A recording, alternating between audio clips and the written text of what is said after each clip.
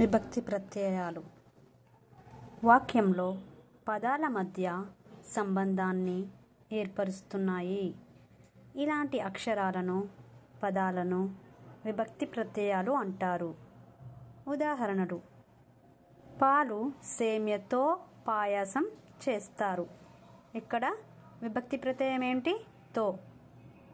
Second one, జయ కోసం రామన్న బొమ్మలు తెచ్చాడు. కోసం విభక్తి ప్రత్యయం. థర్డ్ వన్, శివ గురించి వాళ్ళ అమ్మ బడికి వెళ్ళింది. శివ గురించి, ఇక్కడ గురించి వచ్చేసి విభక్తి ప్రత్యయం. సుస్మితకు ప్రజ్ఞ చాక్లెట్ ఇచ్చింది. కు విభక్తి ప్రత్యయం. హనుమంతుడు రాముని యొక్క దూతగా లంకకు వెళ్ళాడు. యొక్క, రాముని యొక్క, యొక్క వచ్చేసి ఇక్కడ విభక్తి